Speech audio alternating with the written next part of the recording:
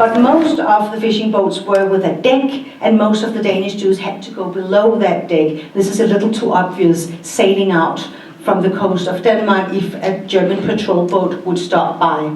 Or if they would bring them to the concentration camps, they didn't know if Sweden actually would accept them when they got to the coast of Sweden. Then you have the small group who don't want that. They are radicalized, they are extreme, they do not believe in democracy, they don't like Jews, they don't like America, they don't like Israel. Per definition, they hate whatever they can hate, right? We've got our share of those as well, and that we certainly learned last year in February in Copenhagen. I had the privilege and the honor to hear Charlotte speak today on the Jews of Copenhagen. A marvelous speech giving us both the history as well as today's insight. It was wonderful. If anybody has the opportunity, so worth the time. Really enjoyed. Thank you. And Charlotte was our tour guide in Copenhagen. And her story was so amazing. And then I got a flyer from her that she's doing speaking engagements and she'll be in New York.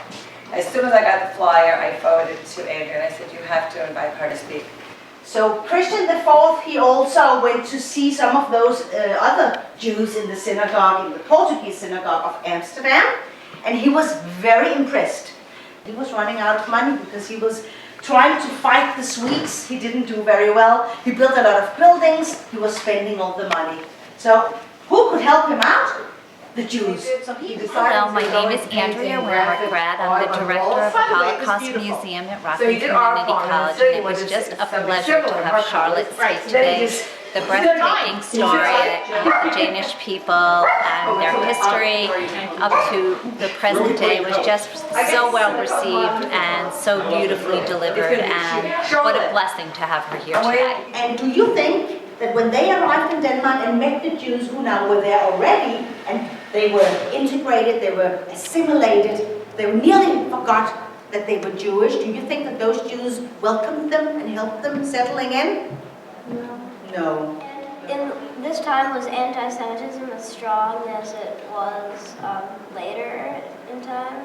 In Denmark, there was no anti-Semitism at the time, and there even wasn't anti-Semitism when 10 families arrived in 1622. We're talking about 400 years ago, where the first Jews settled in Denmark.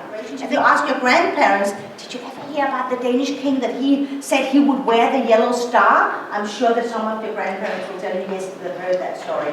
But then you can go back and tell them now, sorry, we heard today, it's not true. And how what we learned today, what we've learned in the past, can help inform us about the way Jews are treated in Europe currently. I thought was very, very interesting and useful for them, and it was definitely worth sitting for an hour and 10 minutes. It's very hard to get 12-year-olds to sit for an hour and 12 minutes, but Charlotte managed to do that, and then the end was so rewarding, I thought, for them.